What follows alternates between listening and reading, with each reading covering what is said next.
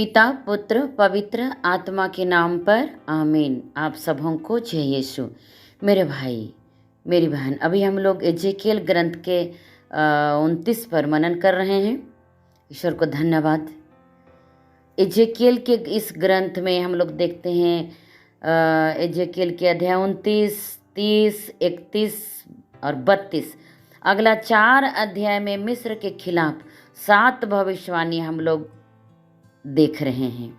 जैसे कि इसके पहले के अध्यायों में 7 भविष्यवाणियाँ हम लोग 25 से लेकर 28 तक के अध्यायों में छोटे देशों के खिलाफ भविष्यवाणियाँ, जो इसराइल के पड़ोसी देश थे, छोटे देश, उनके खिलाफ 7 भविष्यवाणियाँ हम लोग देख चुके हैं।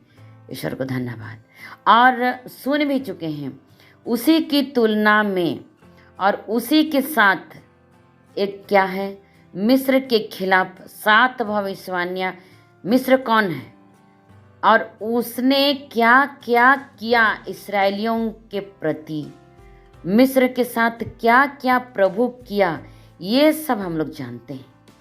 जिस तरह वचन संख्या 21 में हम लोग पढ़ेंगे, उस दिन इस्राएल के घराने को मैं नई शक्ति प्रदान करूँगा और उनके सामने तुम्हें बोलने का सामर्थ्य दूंगा।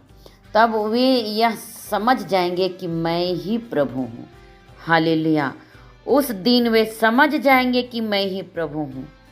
प्रभु कार्य करेगा और उनको समझ में आ जाएगा। इसका मतलब क्या है? ये इस्राएल के घराने को प्रभु नई शक्ति प्रदान करेगा, नई सामर्थ्य भी प्रदान करेगा। मतलब यीशु मसीह के समय में नए इस्राएल को प्रभु सामर्थ्य प्रदान कर रहे हैं।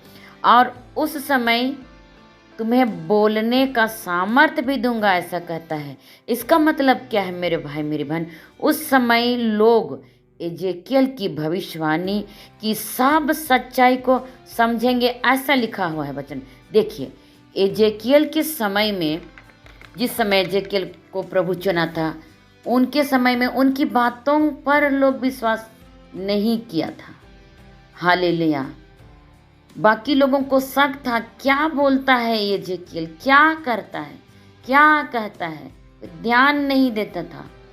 सभी नबियों की यही हालत थी। यिर्मयाह के बारे में भी यही हालत है, ईसायाह के बारे में भी यही हालत है, बड़े नबियों की बालत के बारे में भी है, छोटे नबियों के बारे में भी यही, ध्यान नहीं देता था।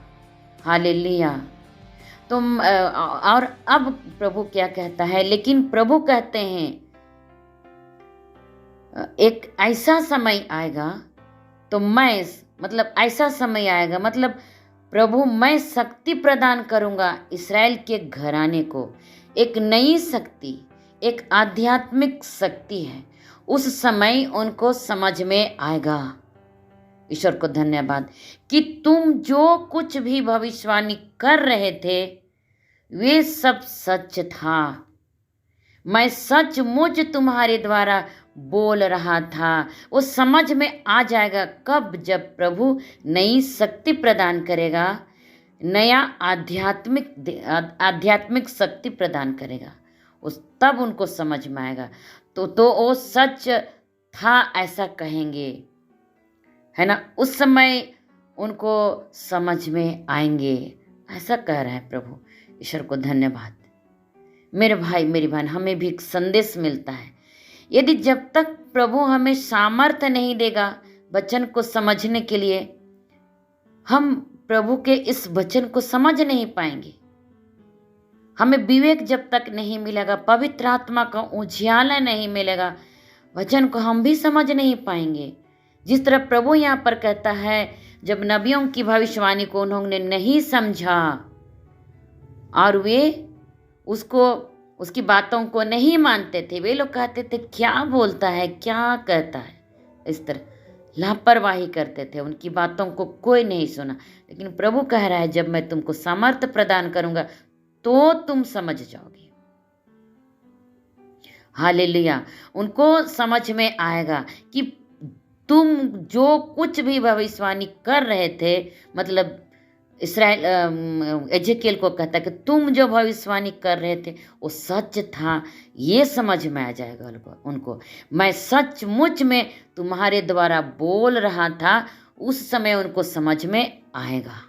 हालेलुया। तुम्हें सच्चे नबी के रूप में स्वीकार करेंगे उस समय जब समझ में आएगा तब। मेरे भाई मेरी बहन, आज भी बहुत सारे लोग वचन को समझ नहीं पाते हैं।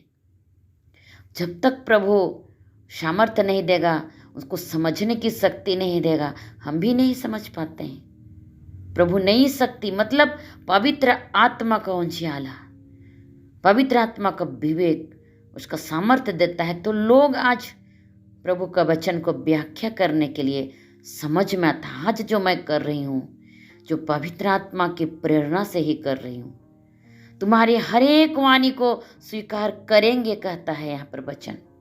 उस समय तुम फिर से बोलोगे। उसका मतलब जैसे एजेकियल हमारे द्वारा बोल रहे हैं, वास्तव में ये भविष्यवाणी हमारे सुनते समय पूरी हो रहे हैं। अभी उस समय लोगों को समझ में नहीं आया जब लिख रहा था, जब एजेकियल जब बोल रहा था, तब कई लोगों को समझ में नहीं आया, वे स्वीकार नहीं किए। लेकिन अब कलीसिया को प्रभु शक्ति प्रदान किया है। अब कलीसिया में प्रभु पुनर्जीवित यीशु मसीह पवित्र आत्मा को देता है, अपने भक्तों के पास, अपने भक्तों को सहारा देता है, अपने भक्तों को समझ की शक्ति देता है। इसलिए आज कलीसिया में प्रभु परिवर्तन ला रहा है। इस्राएल के घराने हैं, मतलब हमको नई शक्ति मिलेगा। हम लोग नई सृष्टि, नई यीशु मसीह में नई सृष्टि हैं। हम यीशु मसीह में नई इस्राएली हैं। हमने मूसा के समय क्या हुआ क्या नहीं हम लोग नहीं जाना, नहीं देखा, लेकिन अब हम लोग यीशु मसीह के वो जो वचन, जो हम वचन के द्वारा हमको एक नया सृष्टि बनाया है। अब उनके दुख भोग में हमको भागी बनाया, उनके दुख भोग मृत्यु पुनरुत्थान के द्वारा हम एक नई सृष्टि बनाया है। इतना सुंदर वरदान यीशु मसीह हम लोगों को दिया। प्रभु कितना सुंदर हैं आप। आध्यात्मिक शक्ति प्रदान करता है मेरे भाई मेरी बहन। इस समय जब वचन के द्वारा, जब अभी मैं जो मीडिया के द्वारा व्याख्या कर रही हूँ, मीडिया के द्वारा जब आप सुन रहे हैं, ये फ़ोन के द्वारा, मीडिया के द्वारा जो सुन रहे हैं, तब मानो ये एजेकियल की बातें सीधे आप लोगों पर आ रही है, आप लोगों पर जा रही है। इस मीडिया के द्वारा, इस फ़ोन के द्वारा क्या जा रहा है वचन, और आज वो पूरी हो रहा है। हालेलुया। उस समय हम लोग, मतलब हमारा कान खोल कर हम सुनेंगे वचन, लेकिन उस समय लंगड़े भी सुने, लंगड़े छलांग लगाएंगे, बहरा के कान खुल जाएगा, अंधे देखने लगेंगे। देखिए आज वो सब कुछ पूरा हो रहा है इस मीडिया के द्वारा। अब हमको समझ में आ रहे हैं मेरे भाई मेरी बहन, एजेकियल जो भी बोल रहे थे उस समय प्रभु उनके द्वारा बोल रहा था। उस समय जो लोग नहीं समझ सके, विश्वास नहीं कर सके, आज हम कर रहे हैं। उसके विषय में भी प्रभु हमको बताया है कि आने वाले दिन में कैसे विश्वास करेंगे, कैसे प्रभु चमत्कार करेगा, कैसे प्रभु अपना कार्य को पूरा करेगा। नबियों को चुनते हुए, अपने लोगों को चुनते हुए, आज मुझको जैसे चुना, मेरे द्वारा प्रभु अपनी योजना को पूरा कर रहा है। मेरे जैसे लोगों को भी प्रयोग कर रहा है, मेरे जैसे पापी, मेरे जैसे क्या बोलूँगी, सबसे बड़ा पापी, मेरे द्वारा प्रभु आज उस वचन को लोगों तक पहुंचा रहा है, मीडिया के द्वारा लोगों तक पहुंचा रहा है। आज एजेकियल की वो भविष्यवाणी पूरी हो रही है। ईश्वर को धन्यवाद इससे इस फ़ोन के लिए।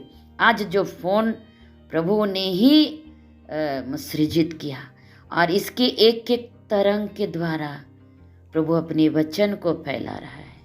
मेरे भाई मेरी बहन, फ़ोन का दुरुपयोग मत कीजिए, बल्कि फ़ोन का सदुपयोग कीजिए, तो प्रभु आपको बहुत आशीष देगा, आपके परिवार को आशीष देगा, आपके जीवन को आशीष देगा।